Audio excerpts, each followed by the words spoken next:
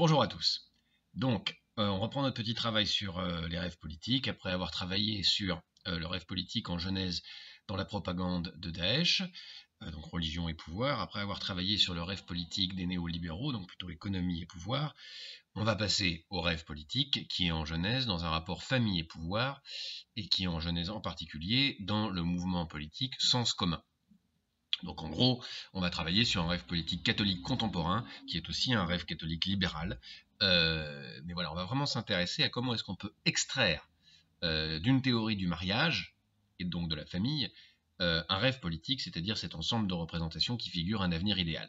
Bien, vous allez voir qu'on peut vraiment partir du mariage et tout recouvrir, tout le champ du rêve politique à partir de ça. Alors, ici, c'est le point de jonction, le seul et unique point de jonction entre le cours que je donne à la Sorbonne cette année et cette petite série de vidéos sur le rêve politique. J'étais ravi de pouvoir en inclure en quelque sorte un pop-up à l'intérieur du cours. Voilà, amusez-vous bien. Je voudrais qu'on se plonge dans le projet politique porté par le mouvement Sens commun. Il m'intéresse dans le cadre de ce cours parce que il construit effectivement la totalité d'un discours politique à partir d'une vision du mariage. Et à travers une vision du mariage, d'une vision d'une alliance entre l'ordre divin et l'ordre humain.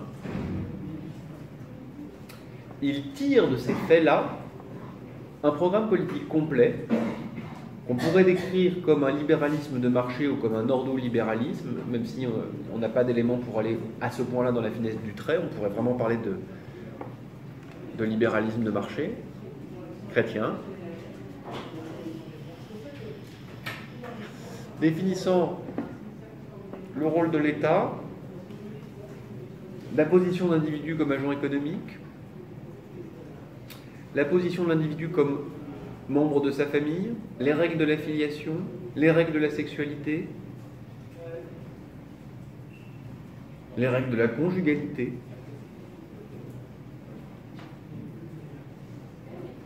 enfin, l'économie, le travail, le sexe, la vie, tout en partant d'une cellule originelle familiale définie par le mariage entre un homme et une femme, puisque vous vous en souvenez, je vous l'ai dit au début du cours, Sens commun s'est essentiellement mobilisé au départ comme force de résistance au mariage pour tous. Excusez-moi, je cède à la tradition. Donc, voilà, ce qui va être extrêmement intéressant, c'est de tirer le projet politique de cette cellule mariage. Alors, je suis allé tout simplement, tout naturellement, sur le site de Sens commun, que vous pouvez trouver en quelques clics que je ne vous conseille guère, mais enfin que vous pouvez néanmoins faire sur Google.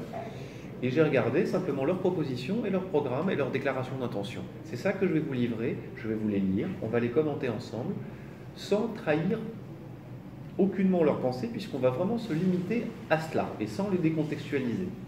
Il s'agit bien de propositions proposées sous la forme d'une plateforme programmatique, dans le cadre de la participation, par ailleurs, à la campagne de M. Fillon. Et vous allez voir que c'est assez extraordinaire. Il y a tout un projet quasiment de civilisation, un projet politique qui part de cette idée du mariage protégé, en quelque sorte. Et vraiment, il y a une vision là-dedans d'un avenir idéal commun qui viendra nourrir les différentes actions des uns et des autres, mais évidemment, d'abord des militants. Alors je commence par vous lire ce que vous trouveriez en cliquant sur l'onglet « Nos propositions » de leur site. Première proposition de Sens commun. Faire reconnaître constitutionnellement le mariage comme l'union d'un homme et d'une femme, incluant la présomption de paternité. Qu'est-ce que ça signifie tout ça? Alors d'abord, on commence par sanctuariser le mariage, en l'inscrivant dans la Constitution. Donc on inscrit dans la Constitution, finalement, l'organisation des mœurs. En faisant, de manière délibérée, puisque c'est après le mariage pour tous,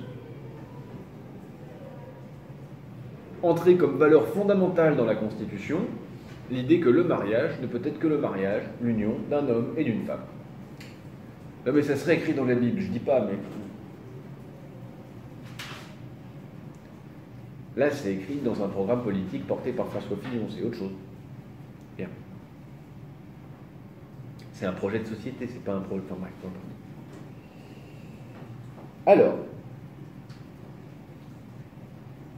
faire reconnaître constitutionnellement le mariage comme l'union d'un homme et d'une femme, incluant la présomption de paternité. Comment vous comprenez ça?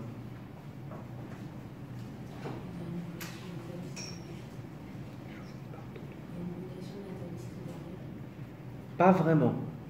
Il y a une vocation nataliste, il y a une invitation à la conjugalité, à la natalité, il y a un encouragement à la natalité, vous le verrez plus tard. Là, c'est pas exactement ça. J'ai cette cellule première sanctuarisée dans la Constitution.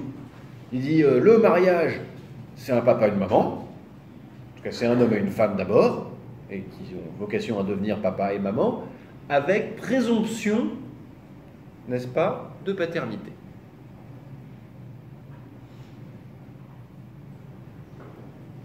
Ça veut dire que le père peut-être sera chef de famille? Ah non. Il n'y a pas marqué avec présomption de patriarcat. Mais ce n'est pas forcément complètement exclu, mais dans ce cas-là, ça serait très implicite, oui. Ça veut dire qu'on considère que, a priori, sauf preuve contraire, un enfant qui naît pendant l'union est issu de l'union entre les... Oui, oui. Qu'est-ce que vous vouliez dire? Oui, je ne suis pas tout, mais est-ce que ce n'est pas l'idée aussi que l'union doit être acceptée par le père? Non, non, non. Je crois vraiment que votre collègue a dit juste. C'est effectivement cette idée que on forme une cellule et les enfants seront attribués au père. C'est même pas qu'ils seront attribués au père, ils ne seront pas adoptés par le père, ils sont du père. Ils sont du père. On affirme dès le début, dans la Constitution, rendez-vous compte, le fait qu'un enfant est l'enfant de son père. Comme si on pouvait retracer une espèce de ligne absolument sûre entre le placenta de madame et les babales de monsieur. Il faut absolument pouvoir s'assurer de la filiation, de la pureté de la filiation. Alors je sais bien que dans le catholicisme, il y a des questions du côté du Père, du Fils et du Saint-Esprit, et qu'il ne faudrait pas s'apercevoir que Jésus est en fait le fils de l'ange Gabriel ou de Joseph. Ça irait contre quelques éléments de théologie importants. Mais néanmoins, il est posé le fait qu'on n'adopte pas les enfants comme ça. Ce qui est fondamental, c'est un papa, une maman et un lien avec le père. Le lien avec le père, il pose toujours question et dans toutes les cultures. Pourquoi ? Tout simplement parce qu'effectivement, et jusqu'à très récemment, il était indémontrable qu'un enfant était l'enfant de son père, alors que l'enfant de sa mère, on peut le démontrer. Or donc, cette tension-là, elle n'est pas réglée par une adoption symbolique de l'enfant par le père, elle est réglée par une sanctuarisation du mariage et une attribution immédiate des enfants au père dans le cadre de cette sanctuarisation du mariage. Ça vous va ? Bien. Alors, deuxième point, réserver l'adoption au couple homme-femme. Qu'est-ce que ça veut dire, ça ? Pourquoi est-ce qu'on... Oui.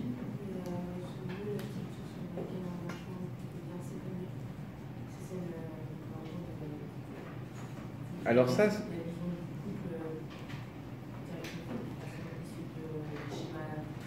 C'est indéniablement le discours de justification. Néanmoins, ce qui m'intéresse plus là, c'est ce qu'on établit. On a établi dans la Constitution que la cellule, l'entité sociale élémentaire, c'est la famille. Papa, maman, enfant lié au père, et on décline. Lorsque le couple n'est pas capable d'avoir des enfants ou qu'il doit y avoir adoption, alors on le réserve aux mêmes cellules. Il n'y a pas de famille qui ne soit pas en quelque sorte, dans ce cadre-là. On ne peut pas faire famille en dehors de ce cadre-là. Un père, une mère. Parce que c'est la cellule première, celle qui est sanctuarisée dans la Constitution. Alors, troisième point.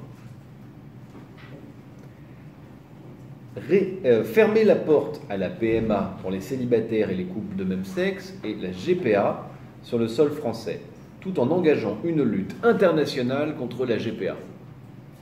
Alors, on peut être pour ou contre la procréation médicalement assistée et pour la gestation pour autrui. Là, il est affirmé quelque chose de très net. Il n'y a pas de procréation médicalement assistée pour les célibataires, hommes ou femmes. Hein. Ça veut dire hors du couple, marié, pas d'enfants, aidés par la communauté via la procréation médicalement assistée. Et hors du couple hétérosexuel, toujours pas d'enfants. Quand ils disent un papa, une maman, ils disent pas une maman, ça va. Hein. Ils disent bien un papa, une maman. Et vous allez voir comment ça se décline par la suite.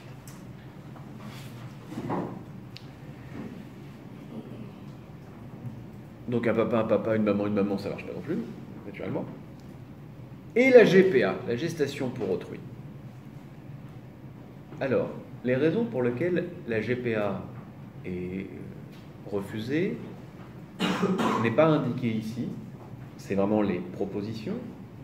Il y a plusieurs formes de justification qu'on peut entendre, le fait que ce soit un esclavage de la femme, que ce soit une hérésie, etc., que ce soit la porte ouverte à toutes les manipulations futures, que ce soit un crime contre la nature. Vous avez toutes les formes de justification possibles. Une fois encore, c'est moins la justification qui m'intéresse que ce qui est établi. Et ce qui est établi, c'est qu'un enfant naît du ventre de sa mère, si possible dans le cadre sanctuarisé du couple marié, avec présomption de paternité. Bien. En d'autres termes, c'est un ordre des choses, c'est un ordre divin, il n'est pas question d'y toucher, l'ordre humain doit se calquer sur cet ordre divin, et en quelque sorte, cette première cellule élémentaire est en quelque sorte la garante et le témoin de cette alliance fondamentale entre les communautés humaines et l'ordre des choses. En d'autres termes, ça n'est pas négociable politiquement. Ça implique une connaissance du bien, du vrai. Et vous allez voir que ça va venir plus tard. Et que ça va beaucoup matiner, colorer la vision du devenir idéal politique français que propose Sens commun. Alors, on arrive aux deux prochaines propositions qui marquent très fortement un ancrage libéral. Opter résolument pour des modes de garde variés afin de proposer aux parents une offre de meilleure qualité, à moindre coût pour la collectivité, développer les assistantes maternelles, les gardes partagées, réduire les normes, optimiser les coûts de création des berceaux, on dirait du jargon de technocrate européen. Des crèches et de leur taux d'occupation, ou de Macron, pardon. Permettre aux parents qu'ils souhaitent d'utiliser le congé parental jusqu'à l'entrée à l'école maternelle de leurs enfants, ça c'est un peu différent. Et ils disent même pas permettre aux femmes, ils disent permettre aux parents. Ça sort un peu de leur cadre. En revanche, là vous voyez, il faut faciliter la vie des parents. C'est une priorité nationale que de faciliter la vie des parents. Pour qu'ils puissent être à la fois des agents économiques performants et en même temps des parents. Il n'est pas dit du tout diminuer le temps de travail pour que les parents soient plus des parents. Il est dit proposer une offre différenciée à moindre coût et pas collectivisée pour que les parents puissent à la fois être des acteurs économiques performants et optimiser le coût de création de crèches, de berceaux de crèches, pardon. Voilà, pour que dans un cadre libéral de marché, c'est vraiment ce qui est proposé, simultanément, on puisse être à la fois parents et agents économiques performants. Bon, je me répète un peu. Quatrième point, favoriser la possibilité pour les salariés d'obtenir plus de flexibilité au travail. Ça vous sonne pas une cloche, ça? Avoir plus de flexibilité au travail, horaire à la carte, télétravail, temps partiel, sur le modèle anglais du right to request, pour permettre aux parents de mieux concilier vie professionnelle et vie familiale sans avoir à sacrifier l'une à l'autre, et valoriser l'initiative positive des entreprises, les fameuses entreprises, qui, en respectant mieux l'équilibre de vie de leurs salariés, sont plus performantes et plus innovantes sur leur marché. Donc c'est la parfaite réconciliation de l'entreprise d'un côté et de la parentalité de l'autre. Bien. Juste une chose. Non, ça j'y viendrai plus tard, pardon. Donc une autre chose. Vous savez probablement, parce que vous avez suivi un peu les élections présidentielles, que le programme économique de M. Fillon peut être vu comme plus libéral et plus sévère que celui qui était pour les finances publiques, que celui que proposait Emmanuel Macron, avec plus de suppression de postes de fonctionnaires, une accélération dans les réformes qui soit plus brutale, plus ferme, etc., etc. Donc, le fait que ce libéralisme ait pu se concilier à celui de M. Fillon, qui était plus à proprement parler un représentant du gaullisme social, c'est pas du tout quelque chose d'étonnant. Bien. Je continue. Supprimer la réforme du congé parental, empêcher toute fiscalisation des allocations à la fin et la fin de leur universalité. Alors ça, c'est l'universalité des allocations. C'est pas forcément très libéral. Enfin. Promouvoir la stabilité des familles. Alors ça c'est formidable. Écoutez bien. Promouvoir la stabilité des familles. Préparation au mariage civil, comme on se prépare au mariage religieux. Vous savez que ça existe, les préparations au mariage religieux. Réseau d'aide à la conjugalité, pour mieux prévenir les séparations. Préserver les couples deviendrait en quelque sorte le lieu d'un effort national. Nous autres Français choisirions un parti qui, au gouvernement, ferait effort pour préserver les couples. Je ne dis pas que c'est mal, mais imaginez la chose suivante. Une femme ou un homme vient de se séparer de son conjoint, sa conjointe. Et va voir un assistant social qui lui dit écoute, tu veux pas te retourner, bon d'accord, il t'a battu, mais c'est mieux de vivre en couple. C'est plus joli, c'est plus sympa. Pourquoi diable l'État s'insérerait dans ces questions et verrait la conjugalité comme un bien et la non-conjugalité comme un mal? C'est quelque chose qui est extrêmement, j'ai utilisé un mot qui leur plairait, disruptif dans l'offre politique française. Alors pas tant que ça, parce que dans le fond, l'État favorise déjà la conjugalité. Si vous êtes marié, vous avez par exemple des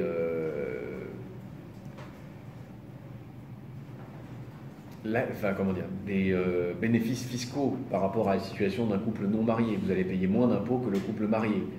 Donc vous avez des réductions d'impôts. Pardonnez-moi, ça m'arrache tellement la gueule de dire que j'y arriverai pas. Donc vous aurez des réductions d'impôts. Donc ce qui est quand même une incitation à la conjugalité en un certain sens. Mais là, il est écrit noir sur blanc que l'État et l'exécutif et le pouvoir législatif doit s'engager à une défense de la conjugalité, c'est-à-dire au respect de quoi? De la première cellule dont on a parlé tout à l'heure, qui est sanctuarisée dans la Constitution et qui consiste à dire que voilà, la base de la société, c'est les individus en état de couple. J'espère que vous êtes bien tous en couple et que vous allez bientôt vous marier, parce que sinon ça fait de vous des mauvais citoyens au regard de sens commun. Bien.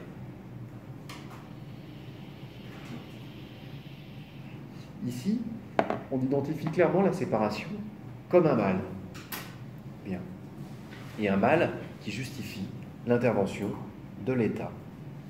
Quant à la préparation au mariage, je trouve ça extraordinaire. Comme, d'ailleurs, c'est vrai pour l'autre aussi, comme intrusion de l'État dans le privé. Vous imaginez, là vous annoncez, vous allez publier les banques, vous allez vous marier bientôt à la mairie, et arrive quelqu'un de la mairie qui vous dit, écoutez, pas je vais vous aider à organiser le mariage, préparer les petits fours et trouver les bons fournisseurs, mais qui va vous dire, écoutez, je pense qu'on devrait réfléchir ensemble à comment ça se passe dans votre vie. Alors vous savez que dans certaines situations sociales difficiles, ça arrive effectivement qu'un assistant social ou qu'une éducatrice ou un éducateur spécialisé vienne chez vous, regarde comment vous occupez de vos enfants, etc., intervienne. Mais c'est déjà très intrusif. Là, tout mariage ferait l'objet d'un conseil par l'État. Juste formuler le vous clairement. C'est un truc très très singulier. Quel conseil l'État pourrait donner? Ah soyez gentil, répartissez-vous les tâches. Soyez patient. Sucer n'est pas tromper. Enfin, qu'est-ce que vous voulez qu'ils disent? C'est complètement... Qu'un conseiller conjugal professionnel qu'on vient voir pour avoir des conseils sur un problème singulier, qu'un psychologue du haut de son expertise psychologique, qu'un religieux du haut de sa légitimité religieuse donne des conseils, je l'entends, mais l'État, qui va nécessairement s'astreindre à une forme de neutralité, sauf à devenir une théocratie. Enfin, qu'est-ce qui se passe là-bas? Oui, mais bruyamment. Bien. Alors, on en arrive au sommet. Attention, accrochez-vous. Faire de la lutte contre la pornographie, de l'éducation sexuelle et affective des jeunes et de la réduction du nombre d'avortements une grande cause nationale. Alors, on va les prendre les unes après les autres. Vous préférez commencer par quoi? Pardon? Le porno? Très bien. Alors, à travers la volonté de lutter contre la pornographie, il apparaît évident que le mouvement Sens commun prétend augmenter la répression de la sexualité, c'est-à-dire l'organisation de la sexualité par la collectivité, et non pas par les individus selon leur fantaisie. Bien. Pour moi, il y a là quelque chose comme un contresens total. D'abord parce que l'Église, et allez voir pour ça la chapelle Scrovegni à Padoue, peinte par Giotto, où toutes les images de sorcières en plein sabbat, peintes notamment par des peintres allemands de la Réforme, les églises chrétiennes ont produit énormément d'images pornographiques, non pas à but masturbatoire, mais à but d'édification, pour montrer à quel point, quand on forniquait comme ça, on allait dans les enfers. Bon, ça c'est une chose. Mais deuxièmement, la pornographie est aujourd'hui une entreprise de normalisation prodigieusement efficace de la sexualité. C'est-à-dire que quand je vous parle, je sais que plus de 97% des hommes dans cette tour et plus de 85 ou 90% des femmes consomment régulièrement ou ont déjà consommé de la pornographie. Et que même ceux qui n'ont pas consommé de pornographie du tout ont vu leur sexualité touchée par la production de normes à l'intérieur de ça. Alors ensuite, vous pourriez me dire, oui, mais c'est pas vrai, il y a plein de catégories, mais c'est ridicule. C'est comme me dire, on n'est pas... on est différent parce que y en a qui aiment les bonbons créma à la framboise et d'autres qui aiment les bonbons créma au citron, je sais pas moi, enfin bref. En d'autres termes, les individus humains français aujourd'hui ont pris l'habitude de se masturber avec un temps régulier, limité dans le temps, devant des mêmes ordinateurs, devant des contenus extraordinairement similaires, qu'ils ont l'habitude de classer par catégorie. Et du point de vue d'un papou qui viendrait, la différence entre un individu qui se masturbe en regardant des jeunes hommes d'allure gay en train d'enculer un nounours et quelqu'un qui regarderait une femme enceinte obèse en train de fumer se masturbant devant autre chose, la différence serait infinitésimale. En fait, il verrait la même chose, des gens se masturbant devant un ordinateur, devant des contenus classés par goût spécifique.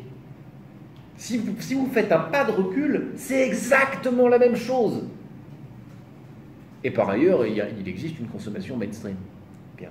Donc en fait, ce qu'il propose, c'est assez paradoxal, c'est de s'attaquer à la régulation effective de la sexualité des Français par une nouvelle forme de régulation. Alors évidemment, il y a un vieux fond chrétien bien connu qui consiste à dire qu'il y a une apologie de la frustration, du fait de se contenir. Et puis par ailleurs, vous savez, j'espère, que la masturbation est un crime beaucoup plus grave, par exemple, dans les manuels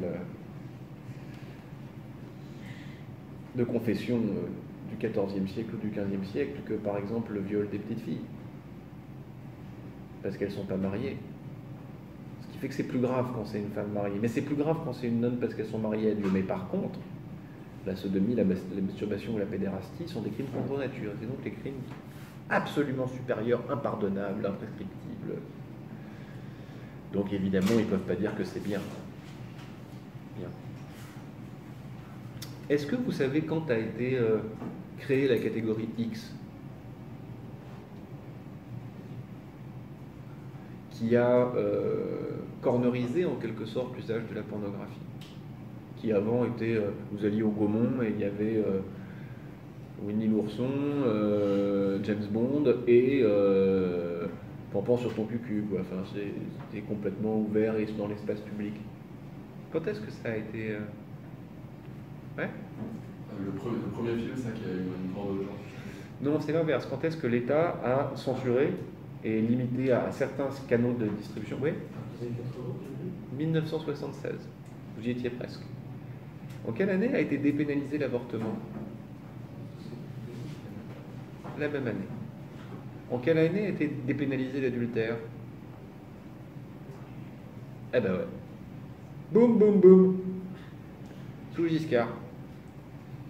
Et c'est intéressant parce que tous ces pouvoirs dont s'est dessaisi l'État depuis maintenant 50 ans, 70 ans, pardon. Non, 50 ans, c'est ça.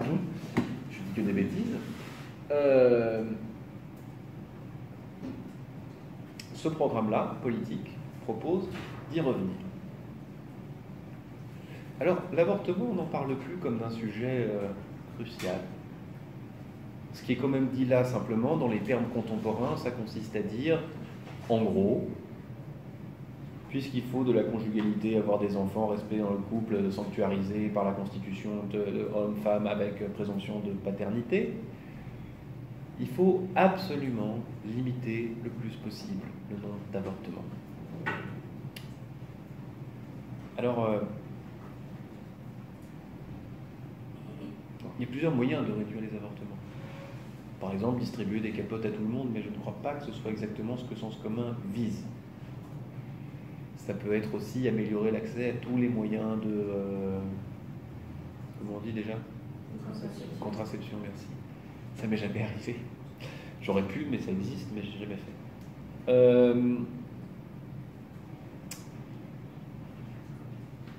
Mais c'est pas non plus probablement ça qui est en vue. Évidemment, il n'est pas dit l'interdiction de l'avortement. Mais est-ce que vous avez une idée des termes dans lesquels se discutait la dépénalisation de l'avortement quand ça a été le cas? De quoi il était question? De quoi les femmes parlaient? Qu'est-ce qui est en jeu?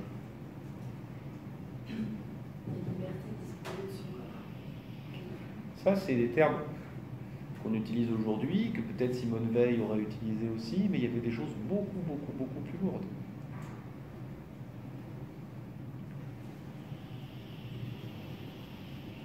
Aujourd'hui, on aurait tendance à dire on veut choisir quand est-ce qu'on fait sa carrière, on veut pouvoir disposer de son corps, on veut éviter des naissances non désirées.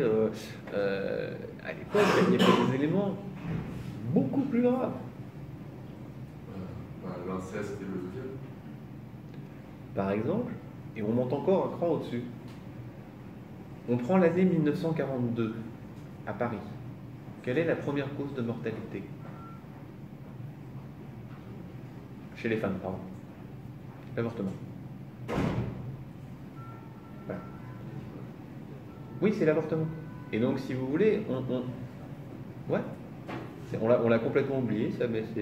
Et il se trouve qu'il y en avait beaucoup, parce qu'il y avait beaucoup de femmes dont les maris étaient prisonniers ou ailleurs, etc. Il y avait des situations qui étaient favorables à ça, avec des méthodes barbares aussi. Si vous voulez, c'est un retour historique qui comporte dans le patrimoine politique français un très très haut niveau de violence et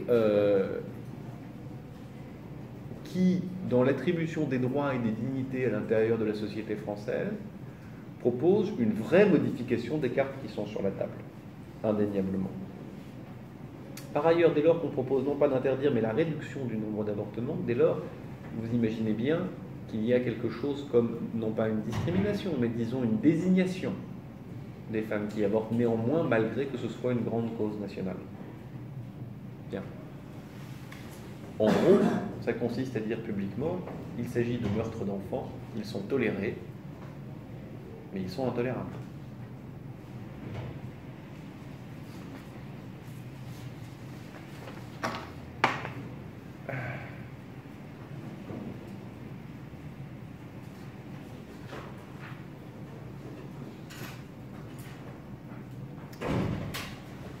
pense que ça revient aussi sur un vieux débat qui, de mémoire d'ailleurs, ouvre la plaidoirie de Simone Veil au Parlement pour la dépénalisation de l'avortement.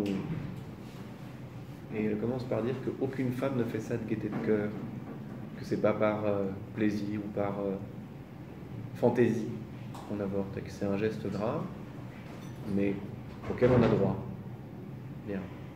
Alors, je voudrais maintenant vous lire ce qui va vous donner en quelque sorte les clés de cet ensemble et vraiment vous projeter dans le monde commun idéal rêvé par Sens commun, tel qu'ils le présentent dans leur programme.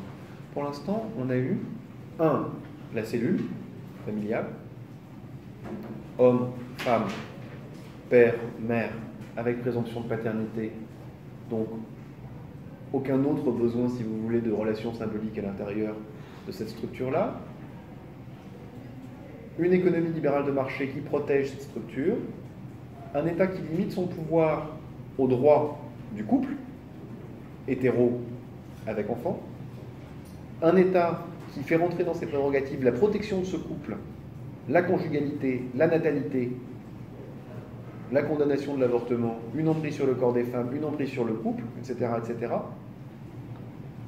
Donc on voit un champ politique assez développé à partir de cette première cellule. Maintenant, on va le recontextualiser dans leur vision générale du politique. Voilà. 2 clics sur senscommun.com, ou je sais pas quoi, j'imagine que certains d'entre vous sont déjà dessus. Donc, voilà. Alors,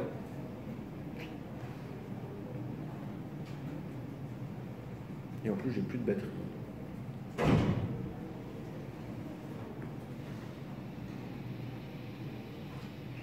Je lis. Ouvrez les guillemets. Nous vivons en société et nous ne pouvons que constater la solidarité de fait qui nous relie les uns aux autres. Alors, solidarité de fait, ça veut dire la solidarité organique. Nous ne pourrions pas survivre, ni a fortiori être libres, accomplis, heureux, hors de toute société humaine. Jusque-là, ça va. Dans le fond, l'humain est un être social, voilà. Bon, c'est admissible. Nous sommes nés d'une histoire et d'une communauté à laquelle nous sommes donc liés et dont nous sommes redevables. Est-ce qu'il n'y a pas quelque chose qui vous choque ? Ça ne prend pas du tout en compte peut-être les différences de communauté qu'il peut y avoir sur un même territoire. On est tous nés de la même communauté, c'est pas vrai. Ben là, on change, et qui essentialise le groupe. S'il était dit dans le cadre d'un jugement réfléchissant, vous savez ce qu'on va se dire ? On va se dire tout se passe comme si tous nos ancêtres étaient gaulois. C'est pas vrai, mais c'est pas grave. On va faire comme si. On va s'inventer un mythe national. Notre papa à tous, il s'appelle Zinedine Zidane, et notre maman à tous, c'est, je sais pas, Maïté, tiens, voilà. Ou comment elle s'appelait vous savez, celle qui disait ça, c'est vrai, ça. Non, mais vous êtes trop jeune pour ça. C'est Dorothée, tiens, voilà. La mère Denis. Voilà, parfait. Nous sommes tous des enfants de Zinedine Zidane et de la mère Denis. Il y aurait quelque chose d'amusant, mais là, c'est pas ça qui est dit. On se place dans une essentialisation, pensée comme telle. Nous sommes tous nés d'une histoire et d'une communauté. Ce qui est audible comme projet, mais ce qui factuellement est présenté comme étant un fait, est parfaitement faux. D'abord, nous ne sommes pas tous nés en France, pour commencer.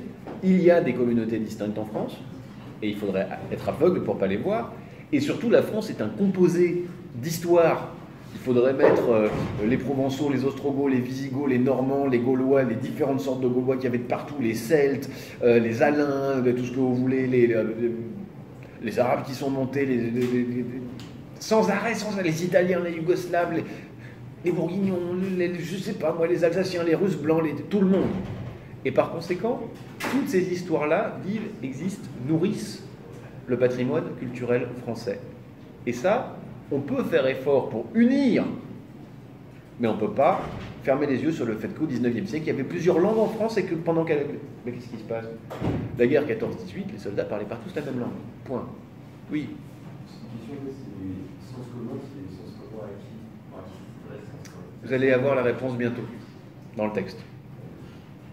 En fait, c'est le sens commun dans le sens... avoir le sens commun, avoir du bon sens. Oui, si j'ai compris, mais à qui ça s'adresse parce que... Aux catholiques de France. Mais il voudrait que ce soit plus large. Voilà, c'est ça. Alors, vous allez voir.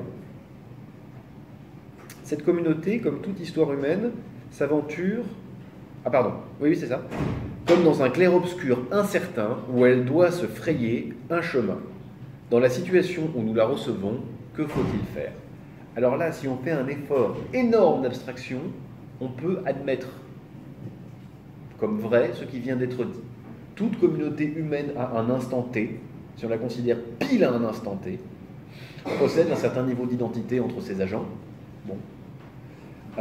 C'est une communauté, elle est issue d'une histoire, puisque on peut tout agglomérer dedans et dire qu'il y a une histoire, et effectivement, dès qu'elle entre dans le temps, elle a un défi qui est de s'adapter tout en demeurant elle-même. Effectivement, toute société humaine doit à la fois se maintenir et s'adapter. Ça, c'est vrai. Bon. Quelles sont les bonnes décisions à prendre? Quel choix sera le plus juste pour chacun de ceux qui, dans des positions si variées, contribuent pourtant tous ensemble à former cette société? Jamais la réponse à ces questions ne sera évidente, transparente. Ah bon, peut-être qu'il faudra un geste de foi alors. C'est à nous qu'il appartient de choisir, de décider. Il nous faut reprendre conscience de cette responsabilité proprement vertigineuse. Notre avenir collectif, comme chacune de nos vies, dépend de notre liberté. Rien n'est jamais écrit d'avance. Il faut donc tout mettre en œuvre pour permettre que nous prenions à la fin les meilleures décisions, que nous fassions le juste choix. C'est exactement ce qu'on appelle la politique. Parce que les situations sont toujours complexes, la politique consiste, comme l'expliquait Aristote, à parler ensemble du bien et du juste. Plus les situations sont complexes, plus ce dialogue est nécessaire. Et pour que ce dialogue soit possible, il faut que se rencontrent des paroles, des visions clairement développées, cohérentes et assumées de ce qu'est la justice et le bien. Ainsi, la politique n'est-elle pas rapport de force entre des intérêts opposés, mais rencontre entre des projets toujours imparfaits, bien sûr, mais toujours animés par le désir de servir la cité dans son ensemble. Il y a là un projet politique extrêmement complet. Comment vous l'entendez? J'insiste surtout sur cette phrase. La politique n'est-elle pas rapport de force entre des intérêts opposés, mais rencontre entre des projets toujours imparfaits, bien sûr, mais toujours animés par le désir de servir la cité dans son ensemble? Qu'est-ce que vous entendez là? Il y a quelques énormes ficelles de la politique, oui. C'est l'idée que la politique va toujours dans le même sens. Non. Moi, je vois qu'il y aura toujours des minorités, mais qu'il n'y a pas une majorité comme ça. Je ne sais pas si j'ai bien compris. Bon, par bonheur, vous êtes passé dans mon cours d'anthropologie politique, et donc maintenant vous aurez les oreilles mieux affûtées. Il est dit une seule et même chose qui doit être entendue dans toutes ses dimensions. Il faut abandonner la politique qui se conçoit comme la lutte entre la droite et la gauche, comme la lutte entre des classes opposées. Il faut abandonner l'idée que la politique, c'est l'histoire de la lutte des classes. C'est ça qui est clairement dit.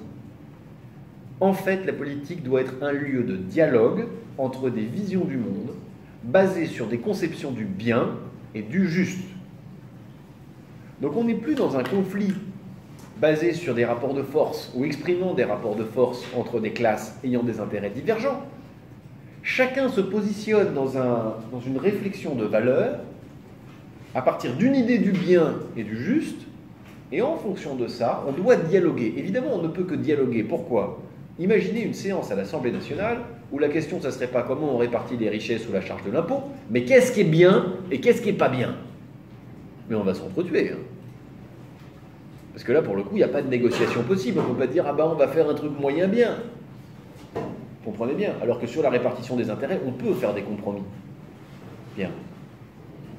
Donc, en d'autres termes, ce sont maintenant des visions théologiques qui doivent dialoguer, ou des visions morales qui doivent dialoguer, et non plus des positions politiques. De la même manière que Sens commun prétend que l'État peut faire la morale, en quelque sorte, aux personnes qui souhaitent divorcer, de la même manière, il souhaite introduire de la morale en politique. Or, la politique, ça n'est pas affaire de morale. Il y a des fondements moraux à la politique, mais la politique, notamment en tant qu'elle fait le droit, c'est pas une affaire de morale. Si vous allez voir un juge, Le juge ne va pas vous faire la morale. Si vous avez le droit de votre côté, vous pouvez être un affreux salaud et vous libérera. Et c'est normal. Bien. La morale est pour l'essentiel une affaire privée, bien que la Constitution affirme quelques valeurs morales élémentaires, notamment la liberté, l'égalité et la fraternité. Qu'est-ce qui vous fait rire? C'est relié à sens commun ou c'est juste que... Alors c'est quoi? Non, mais je regardais leurs photos. On lui fait un cours d'anthropologie fondamentale et elle regarde la binette des messieurs-dames de sens commun. C'est pas possible, ça. Je suis jaloux. Je préférerais être plus intéressant que ces espèces de trombines. Bon, enfin.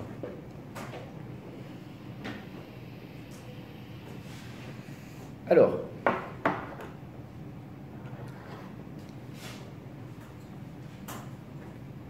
deuxièmement, donc premièrement,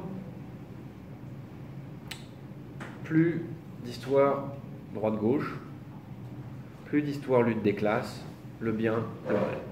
Ça s'inscrit dans une histoire française très particulière du catholicisme. Est-ce que vous avez la moindre idée de laquelle? Parce que là, vous allez avoir d'un seul coup une vraie filiation entre les positions de sens commun et la quasi-totalité de la classe politique française. Oui. Vous voulez dire un moment de l'histoire où ce courant était représenté dans le pouvoir? Exactement. L'ordre moral au début de la Présidente République? Non.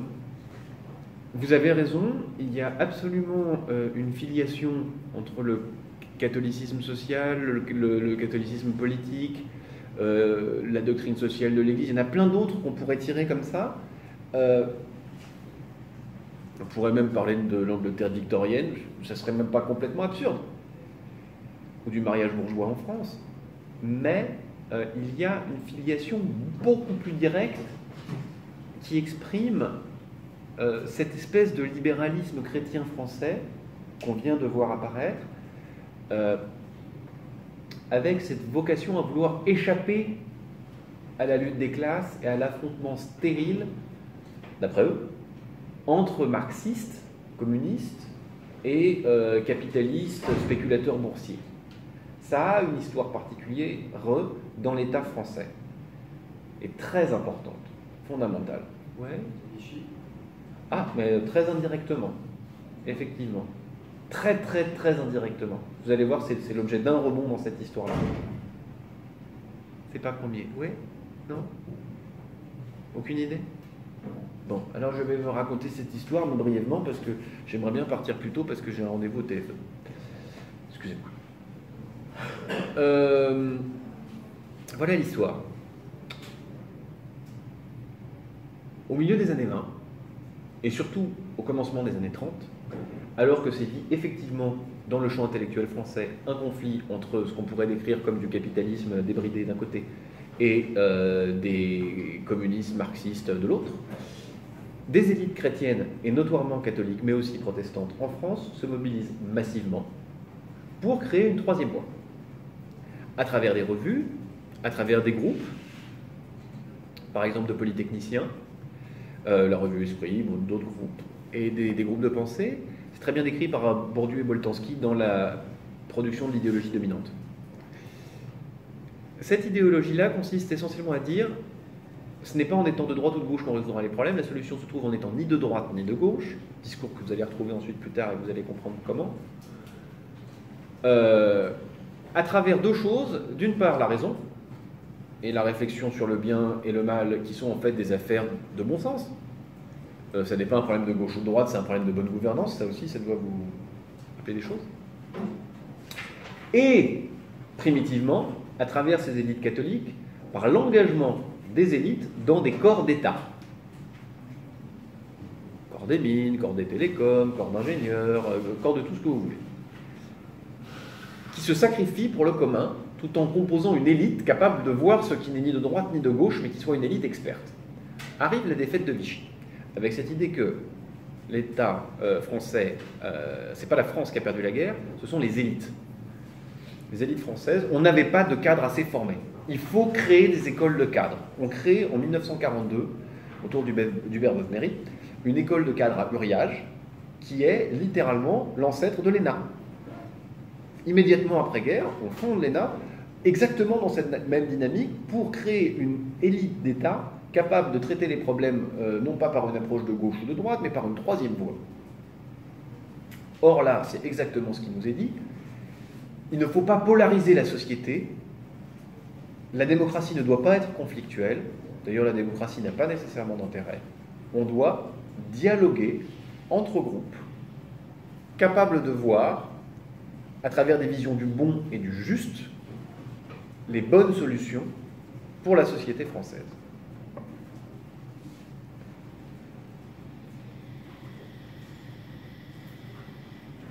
Ce dialogue-là, pardonnez-moi, cette façon d'exprimer cette problématique et cette solution, vous l'avez eu chez Raffarin, vous l'avez eu, excusez-moi, chez Giscard, Mitterrand non, Chirac non, Raffarin, Sarkozy, un peu Hollande et beaucoup Macron. Voilà. C'est quelque chose qui est ancré. C'est des discours, un discours basé sur les problèmes sont ni de droite ni de gauche, et de droite et de gauche. Il faut désankyloser la France, donner sa place à l'entreprise, bouger les agriculteurs qui sont complètement bloqués, etc., etc.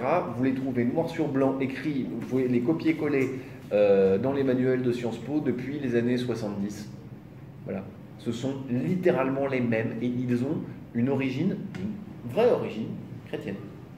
En tout cas de milieu chrétien, de minorité agissante chrétienne. Comme un échappatoire au dilemme capitalisme boursier, qui ne pouvait pas être inspirant pour des chrétiens, d'un côté, et de l'autre côté, le communisme, qui ne pouvait pas être inspirant pour des libéraux. Bien. Alors, si la politique française traverse aujourd'hui une crise si profonde, c'est parce que nous avons perdu le sens de ce dialogue raisonné. Je voudrais en terminer là. On est parti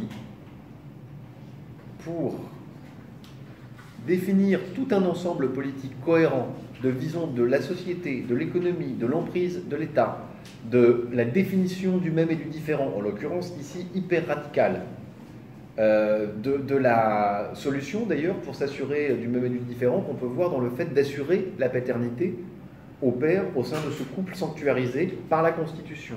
On a vu un projet politique extraordinairement complet, entièrement dérivé ou entièrement concentré dans la définition du mariage. Il me semble que ça vous donne deux choses.